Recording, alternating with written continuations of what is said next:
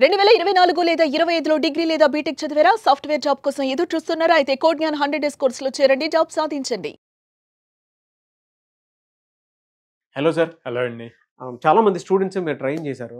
అవును. Almost thousands of students job crack చేసి మరీ బయటకు వచ్చారు. Yeah. ఆ ఫ్యామిలీస్ మొత్తం మీ పేరు చెప్పుకుంటున్నాయి ఇవాళ. Thank you so much for that. ఎందుకంటే సొసైటీకి అంత మంచి కాంట్రిబ్యూషన్ ఇస్తున్నందుకు. ఇదంతా ఒక ఎత్తు అయితే సార్, ఇప్పుడు బీటెక్ చదువుకుని బయటకు వచ్చేటువంటి స్టూడెంట్స్ ఎలా ఉన్నారంటే, కొంతమందికి పర్సంటేజ్ చాలా తక్కువ ఉంది. కొంతమంది ఏంటంటే కాలేజీలో ఉన్నప్పుడు ఎడ్యుకేషన్ వాల్యూ కానివ్వండి, ఎన్వైరన్మెంట్ కానివ్వండి, అంత బాగా అర్థం కాకపోవచ్చు. కొన్నిసార్లు ఏమవుతుందనంటే ఏదో హెల్త్ ఇష్యూస్ వల్ల సంథింగ్ రీజన్స్ వల్ల కొంచెం డిస్కంటిన్యూ చేసుకుంటూ అయినా సరే బీటెక్ ఫినిష్ చేసి బయటకు వచ్చేస్తూ ఉంటారు. తక్కువ పర్సంటేజ్ ఉన్నప్పుడు ఏం చేయాలి? వాళ్ళు కూడా జాబ్ క్రాక్ చేయాలని అనుకుంటూ ఉంటారు. సో ఎలా జాబ్ క్రాక్ చేయాలి ఐటీ జాబ్ వైపు? మీరు బీటెక్ పాస్ అవుట్ అయిన వాళ్ళ గురించి అడిగారు. నేను వాళ్ళతో పాటు ఇప్పుడు ఫైనల్ ఇయర్ చదువుతున్న వాళ్ళ గురించి కూడా చెప్తాను. అంటే వీళ్ళకి 1 year ఉంటుంది, వీళ్ళు పాస్ అవుట్ అయ్యారు కాబట్టి ఏం తీసుకోవచ్చు అన్నది చెప్తాను అనమాట. సో ఇప్పుడు పాస్ అవుట్ అయిన వాళ్ళు అయితే గనక ఆర్ ఫైనల్ ఇయర్కి వచ్చి థర్డ్ ఇయర్ అయిపోయి ఫైనల్ ఇయర్కి వచ్చిన వాళ్ళైనా సేమ్ ఫాలో అవచ్చు. ఒక 4-5 స్టెప్స్ ఫాలో అయితే వాళ్ళు ప్రాపర్గా జాబ్కి ప్రిపేర్ అయ్యి క్రాక్ చేయొచ్చు. ఫస్ట్ వాళ్ళకున్న డ్రాబ్యాక్ పర్సంటేజ్ అండి. ఆ పర్సంటేజ్ని ఓవర్కమ్ చేసేది ఎప్పుడైనా స్కిల్. ఓకే, లేటెస్ట్ ట్రెండ్స్ ఏమున్నాయి, ఒక ఫ్రెషర్కి ఏ టెక్నాలజీ కావాలి అన్నది కొంత రీసెర్చ్ చేసుకొని ఆ స్కిల్ నేర్చుకుంటే, ఆ స్కిల్ నేర్చుకున్నాక మళ్ళీ దాన్ని మాస్టర్ అవ్వాలి. ఓకే, అంటే మళ్ళీ జస్ట్ కాన్సెప్ట్స్ నేర్చుకున్నాము, ఒక 4 ప్రోగ్రామ్స్ చేసాము అని కాకుండా ఇన్ డెప్త్ ప్రాక్టికల్గా నేర్చుకోవాలి. ఓకే, సో స్కిల్ నేర్చుకుంటారు. ఇక్కడ మళ్ళీ మల్టిపుల్ టెక్నాలజీస్ ఉన్నాయి కదా సార్ ఇట్లాగా అంటారు. నేనేం చెప్తా అంటే choose any one programming language, either Java or Python. ఇవి ఎవర్ గ్రీన్ ప్రోగ్రామింగ్ లాంగ్వేజ్, ఎప్పుడు జాబ్ ఓపెనింగ్స్ ఉంటాయి. వాటిని తీసుకొని మీరు ఇన్డెప్త్గా సబ్జెక్ట్ నేర్చుకోండి అండ్ ప్రాక్టికల్ ఓరియంటెడ్గా ప్రాజెక్ట్స్ చేసేట్లు నేర్చుకోవాలి. సెకండ్ థింగ్, ఓకే సబ్జెక్ట్ నేర్చుకున్నాక దీన్ని ఇంప్లిమెంట్ చేయండి. మినీ ప్రాజెక్ట్స్ బిల్డ్ చేసి ఆ ప్రాజెక్ట్స్ని గిట్హబ్లోకి పుష్ చేయండి. గిట్హబ్లో పుష్ చేస్తే అంటే క్లౌడ్లో మీరు చేసిన ప్రాజెక్ట్స్ అన్నీ ఉంటాయి అన్నమాట.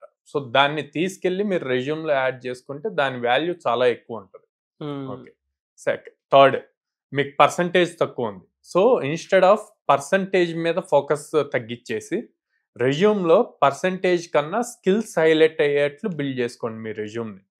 సో ఆ స్కిల్స్ హైలైట్ అవుతూ ఏ స్కిల్ అయితే మీరు మెన్షన్ చేస్తున్నారో ఆ స్కిల్ రిలేటెడ్ మీరు ప్రాజెక్ట్స్ చేసి ఉండాలి. ఆ ప్రాజెక్ట్స్ కనుక మీరు అందులో రెజ్యూమ్లో మెన్షన్ చేసి ఆ లింక్స్ ఇచ్చారు అంటే మీ రెజ్యూమ్ యొక్క వెయిటేజ్ పెరుగుతుంది. Next, communication skills important. Okay, communication skills బాగా నేర్చుకోవాలి. ఎందుకంటే మీరు ఇంటర్వ్యూలో పెర్ఫామ్ చేయాల్సింది అదే. సో మొత్తం 4 అయినాయి. నెక్స్ట్, కంపెనీస్కి అప్లై చేయాలి. 5th, ఏ కంపెనీస్కి అప్లై చేస్తారు? ఆల్రెడీ పర్సంటేజ్ తక్కువ ఉంది. అందరిలాగా నాకు 8 lakhs ప్యాకేజ్ కావాలి, 10 lakhs ప్యాకేజ్ కావాలి అని గోల్ ఉండటం కరెక్ట్, కానీ నాకు స్టార్టింగే అంత రావాలి అంటే కరెక్ట్ కాదు. 10 lakhs ప్యాకేజ్కి ఏం పెట్టుకోండి, 2 yearsకి నేను 10 lakhs ప్యాకేజ్కి వెళ్ళాలి అని. కానీ స్టార్టింగ్ మాత్రం ఫస్ట్ మీ దగ్గర పర్సంటేజ్ లేదు, జాబ్ రావాలి. జాబ్ రావడానికి స్కిల్ నేర్చుకున్నారు, ప్రాక్టికల్గా ఇంప్లిమెంట్ చేస్తున్నారు. So startups and service based companies మీద ఫోకస్ పెట్టి ఆ స్టార్టప్స్కి అప్లై చేసేటప్పుడు అసలు ఆ కంపెనీ ఏం చేస్తుంది ఏంటి అన్నది కొంత రీసెర్చ్ చేసి దానికి తగ్గట్టు మీ రెజ్యూమ్ని అప్డేట్ చేసి రెజ్యూమ్ పంపించండి. అంటే ఎందులో పంపించాలి సార్ జనరల్? ఫర్ ఎగ్జాంపుల్కి సో మామూలుగా జాబ్స్ అన్నీ కూడా లింక్డ్ఇన్, నౌకరీ, ఇండీడ్ వీటిల్లో పోస్ట్ అవుతూ ఉంటాయండి. సో వాటిని చూసి డైరెక్ట్గా రెజ్యూమ్ సెండ్ చేస్తారు. మ్యాక్సిమం చేసే మిస్టేక్ ఇది. అలా కాకుండా ఆ జాబ్ డిస్క్రిప్షన్ చూశాక దానికి తగ్గట్టు రెజ్యూమ్లో చేంజెస్ చేయాలి. ఓకే, చేంజెస్ చేసి పంపిస్తే ఈజీగా షార్ట్ లిస్ట్ అవుతుంది. షార్ట్ లిస్ట్ అయ్యాక మీకు ఫస్ట్ రౌండ్కి కాల్ వస్తుంది. సో మీరు మేజర్గా ప్రొడక్ట్ బేస్డ్ కంపెనీస్ మీద టార్గెట్ కాకుండా సర్వీస్ బేస్డ్ కంపెనీస్, స్టార్టప్స్, వీళ్ళు ఏంటంటే వీళ్ళు పర్సంటేజెస్ చూడరు, స్కిల్ మీద ఎక్కువ ఫోకస్ చేస్తారు. ఓకే, స్కిల్ ఎక్కువ ఉందా, మా దగ్గర ఉన్న ప్రాబ్లంకి తిను సాల్వ్ చేయగలుగుతాడా అన్న కాన్ఫిడెన్స్ కనుక ఇవ్వగలిగితే ఈజీగా మీకు జాబ్ వస్తుంది. ఇది వీళ్ళు నేర్చుకున్న రియల్ టైం ప్రాజెక్ట్ ఏదైతే ఉందో అది అప్లోడ్ చేయాలి. సో వాటిని మనం గిటబ్లో అప్లోడ్ చేసి ఆ లింక్స్ని రెజ్యూమ్లో వీళ్ళు మెన్షన్ చేయాలి.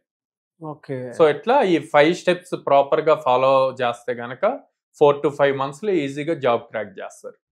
And at the same time third year అయిపోయి ఫైనల్ ఇయర్కి వచ్చిన వాళ్ళు 1 ఇయర్ ఉంది కాబట్టి సేమ్ స్టెప్స్ కాలేజ్లో ఉంటూనే ఫాలో చేసేసారంటే కాలేజ్ ప్లేస్మెంట్స్లోనే జాబ్ క్రాక్ చేయొచ్చు.